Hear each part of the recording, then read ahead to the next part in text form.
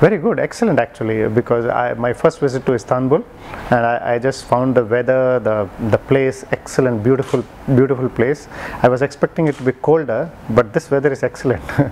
So I'm enjoying my time here with people, interacting with people, the business, and understanding people itself is a great thing. Is this your first time in Turkey? Yeah, first time in Turkey, yeah. I think my experience with people here has been excellent. They are talented, they are thinking future, they are upskilling themselves. They are also wanting to learn more from what's not just happening in Turkey, but even outside. So they are willing to connect with people. They are looking for case studies. They are looking for best practices and wanting to implement them on their clients.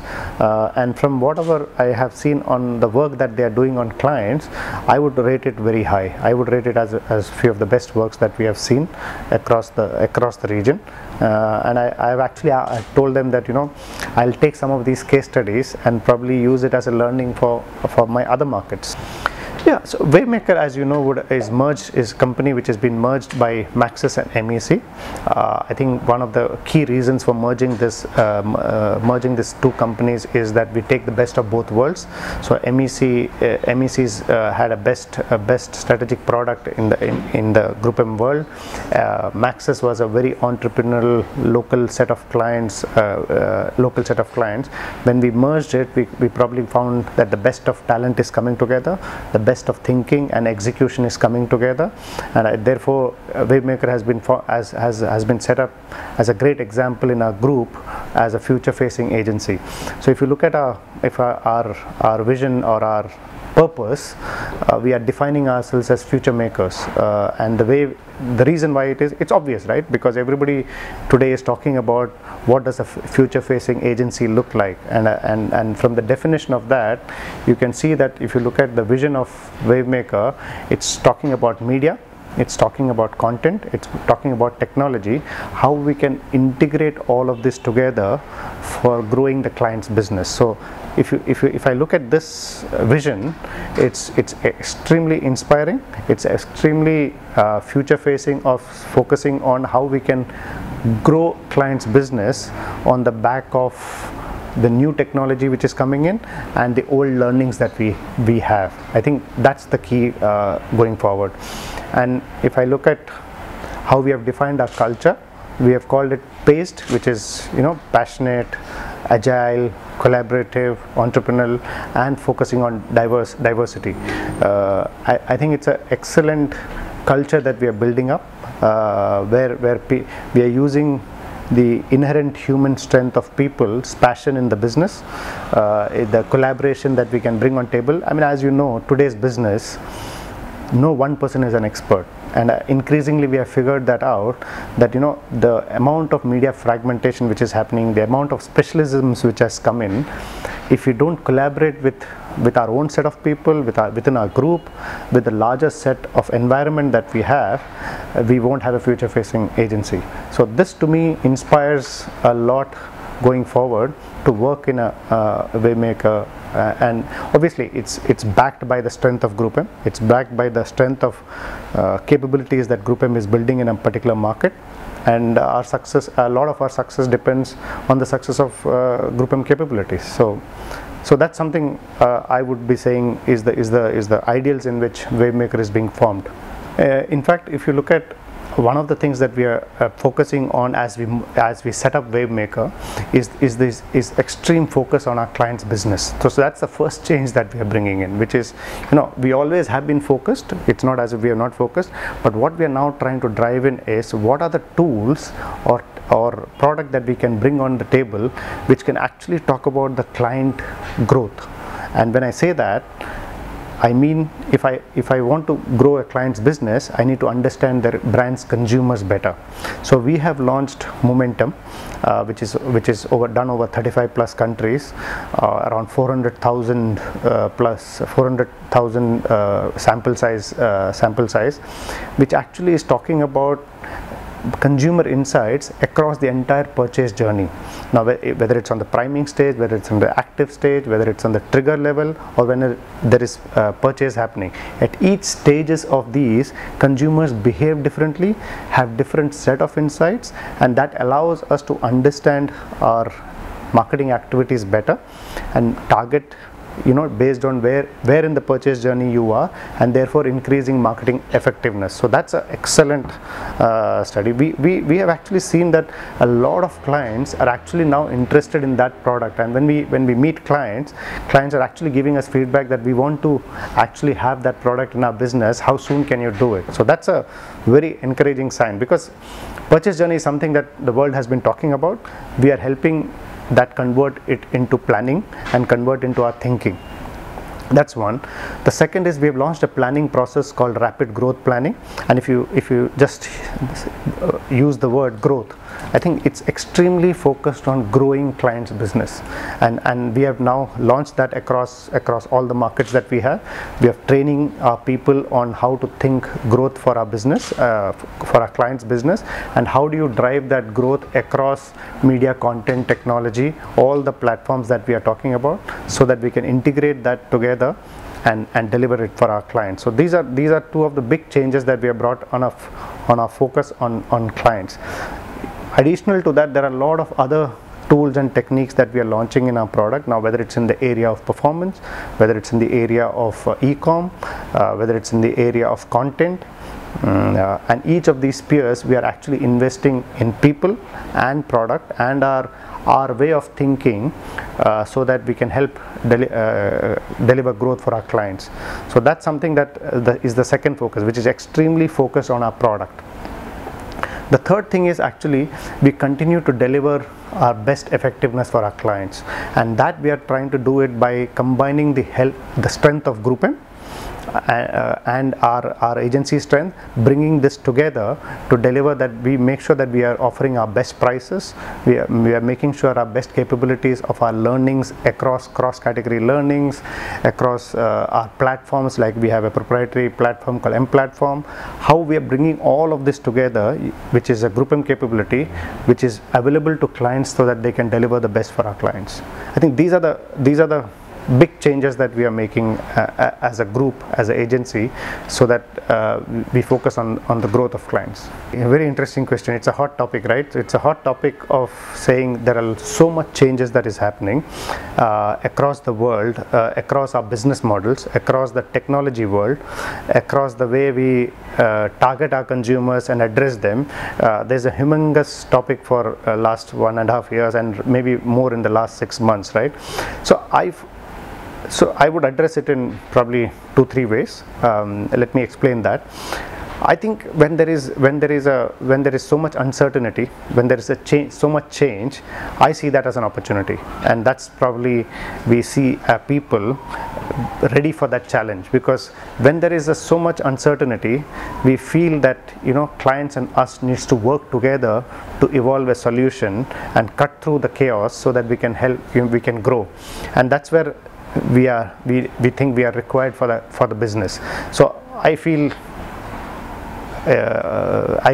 uncertainty is equal to opportunity. So that's a very underlying reason why we are in this business.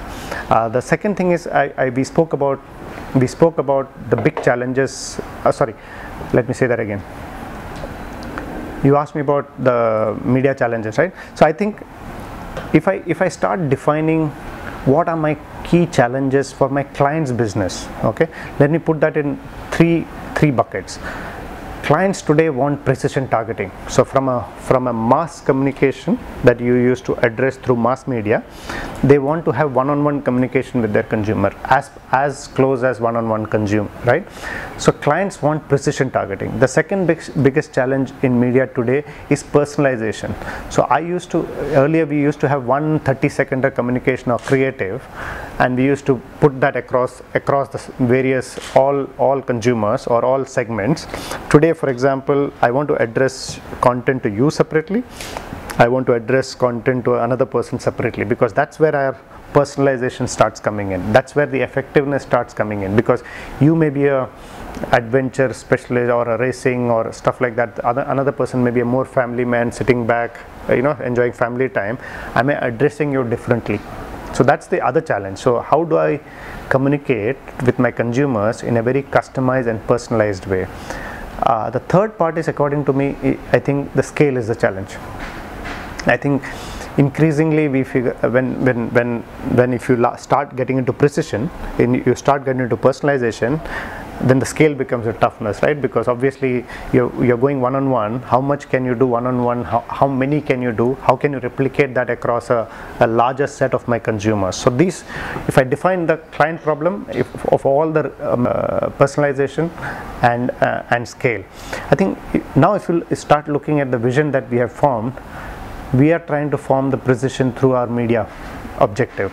Now, whether it is using all forms of data, whether it's first party data, second party data, client DMPs, client sales, how do I bring, we have Kantar CMS data, we have CRM data. How do we bring all these data together to create amazing consumer insights, amazing media insights, is what will help us finally deliver on precision. So it will help us segment my audience, it will help create lookalike audiences, it will create consumer IDs, rich consumer insights and rich consumer IDs, which then I can start talking to one-on-one or similar set of people. So our media, if I look at my vision of media, content and technology, media addresses that part of precision. The second part is actually personalization, which is why we are focused on content. There is nothing else. I mean, if you look at the older generation, we used to talk about creative. The creative era moved into more idea and innovation era.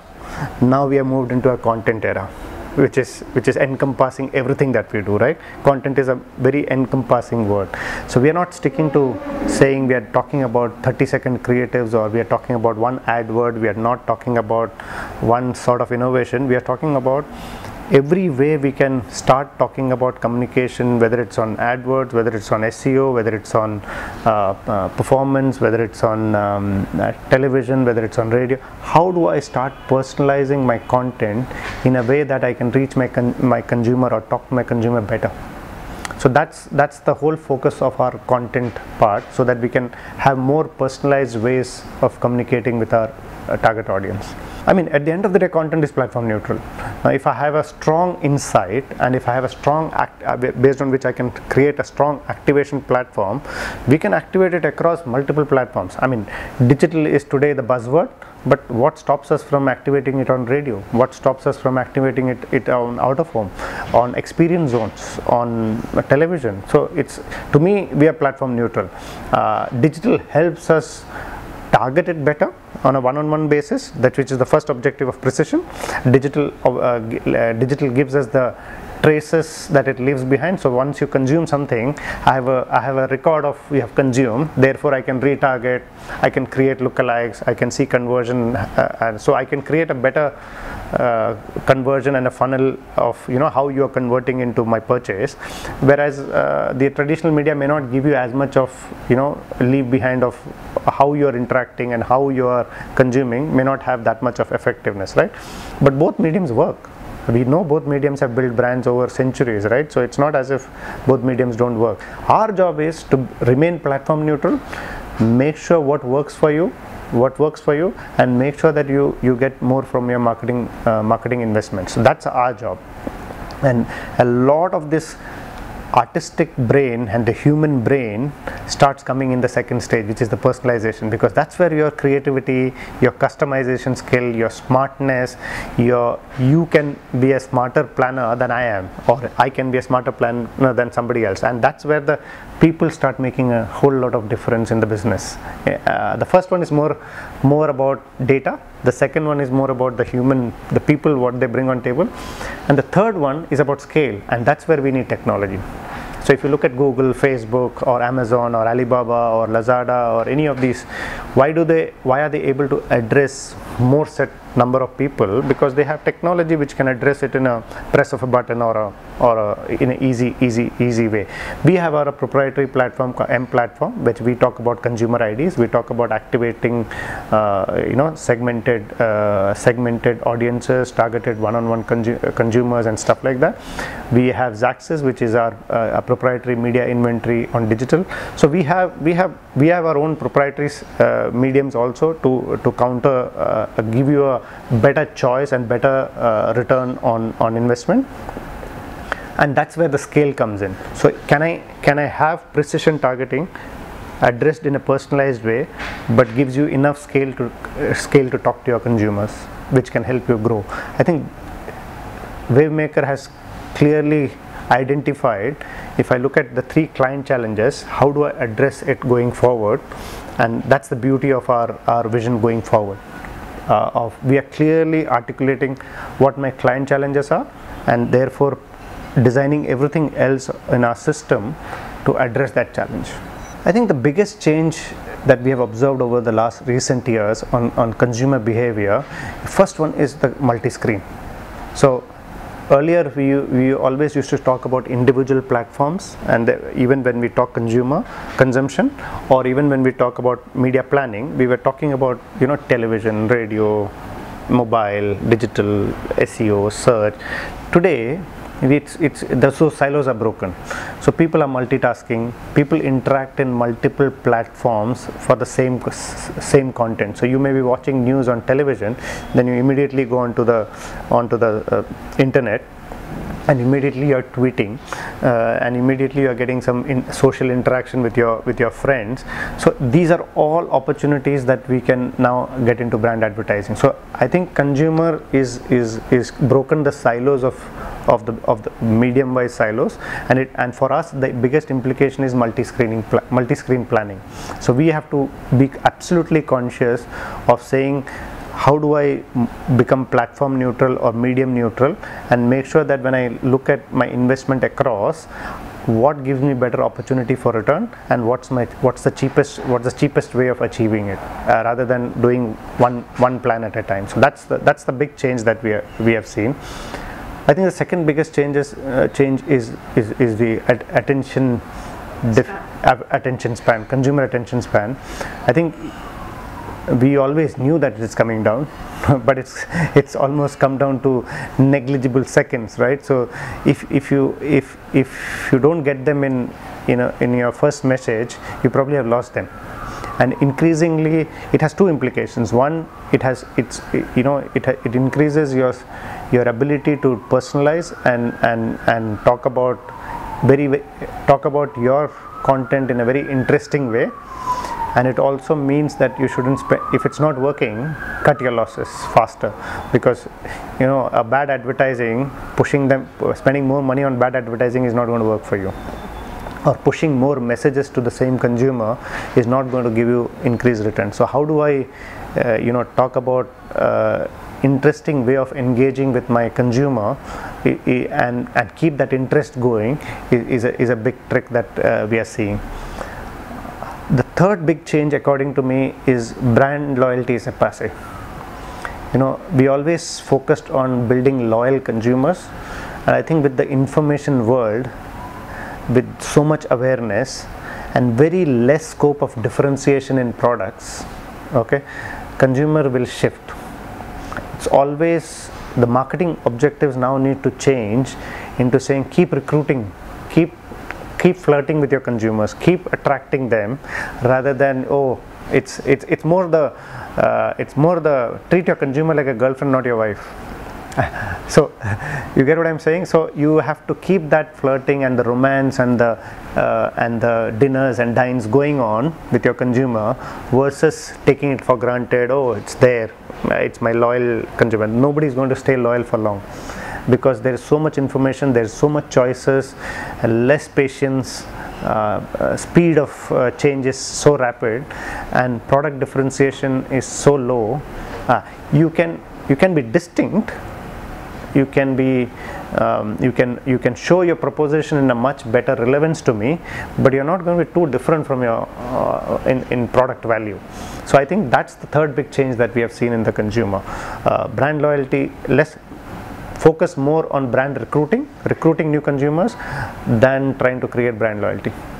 So if you look at these consumer changes and now start syncing it with our business, okay, we were focusing on very much on media planning and buying business, essentially, if you look at last 25 years, right? But over the last 5 years and more in the last 1 year and future, I think we are no longer in the media business. We used to call ourselves the marketing. We are in the marketing business, we are in the consumer business, we are in the data business, we are in the content business, we are in the technology business. So our spectrum of services is not limited to just planning and buying. Our spectrum has moved into consultancy. Are you a consumer expert? Are you do you have enough technology to address my consumers at a scale? Do you have creativity and content skills which goes beyond the traditional creative sizes that we talk about? Are you a great integrator of data? Because the amount of data that we today have, it's good to have, but how do you put all of this together? Even to put it together, you need technology. So for example, even in Turkey we have something called Live Room, which is a great integrator of all sources of social data. We have campaign reporting data, we have content data, all coming together in screens, so that client can actually see all of this in a dashboard and start taking quick decisions on the go. Instead of, otherwise even data is looked at silos. So you have clients have market research data, sales data, I have media data, research data is sitting with another company. So when you start looking at these disparate sources, it's very difficult to make decisions if I don't unify them. So one of the big roles is to unify this data, make meaningful insights for our clients. So I think as a business model, we today are a marketing services company and not just a media planning and buying agency. I think that's a big change that as a business that we are in, and I think our vision and our purpose articulates this very well and inspires us to come back to work and say, okay, how am I making differences in all of these areas so that I can help the client grow the business? I think GDPR is a great thing to happen. It's the right thing to do. Consumer privacy is important for everybody, even for brands, even for publishers, even for media agencies. So we are actually leading this from the front since last 1-2 years. If you look at it, whether it's viewability, whether it's transparency, whether it is fake news. So we are actually working a lot with publishers to actually limit and make it more accountable over the last 1.5-2 years. Having said that, this is an evolving field.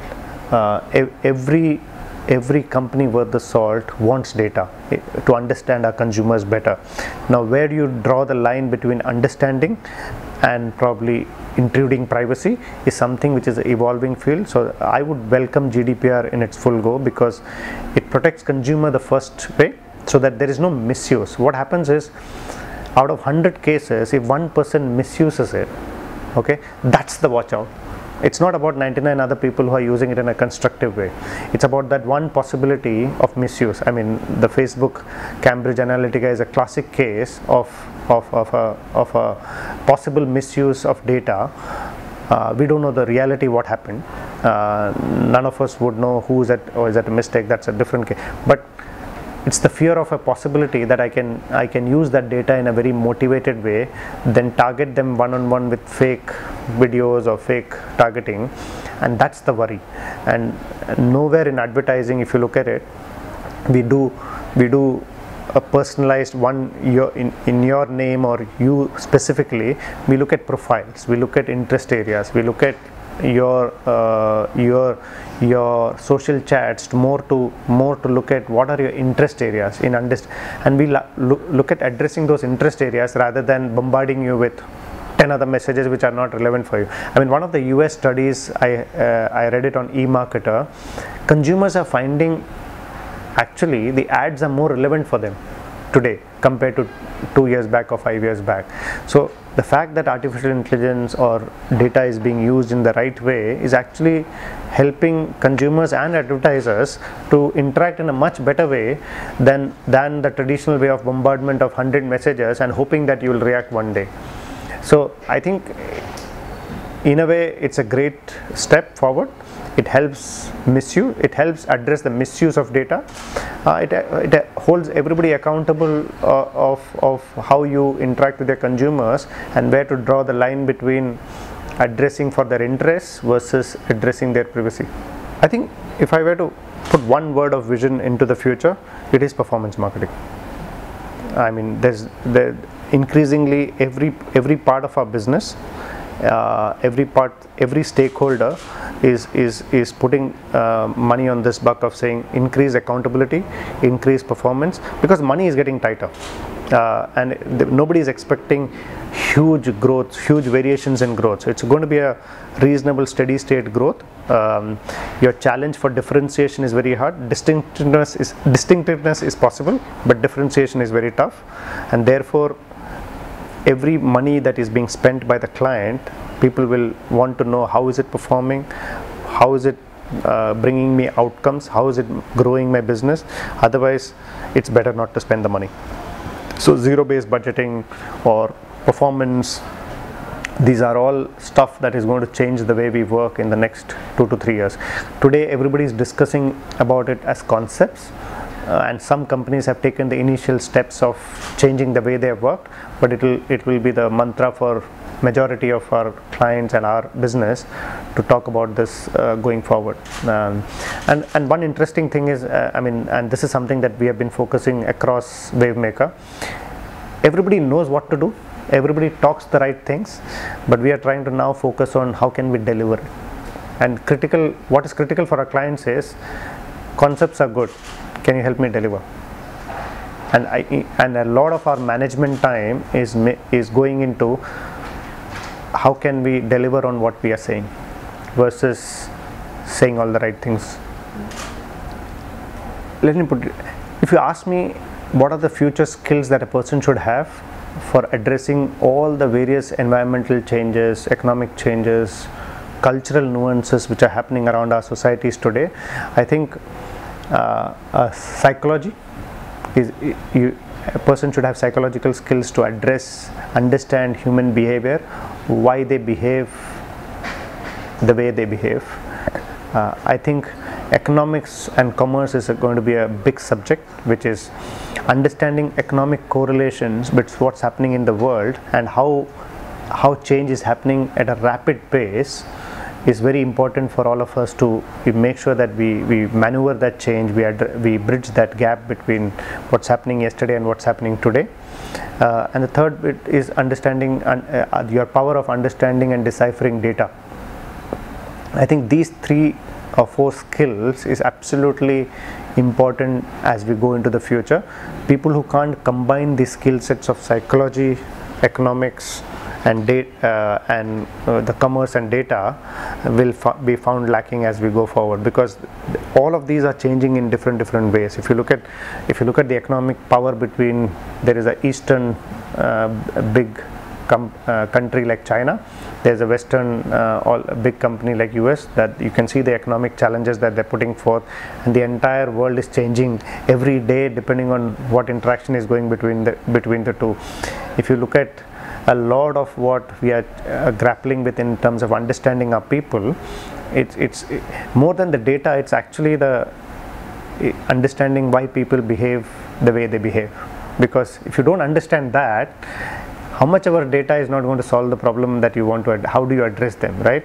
And the third part is the commerce part of it, which is what is my correlation between input and output, which is the money that I put in, what business should I invest in, what's the life of that business. It could be when should you withdraw a product, when you should cut your losses, when you should invest more. That's going to be increasingly a tough challenge, because the budget is not going to go increase further and further as we go forward. So a combination of these 3 skill sets, if a business gets it right, then they are ready for the future. Great. And at Wavemaker, you're helping your clients to be ready for the future as future makers. Yeah, I mean, we are proud that we have set ourselves a aspirational and a ambitious target for us of being future makers. We want to go through this journey. We look forward for this journey with our clients. Is there a perfect stage? No, but I think we all are going to constantly evolve in this journey, and happy to support and work with the clients to make sure that they are set up for success.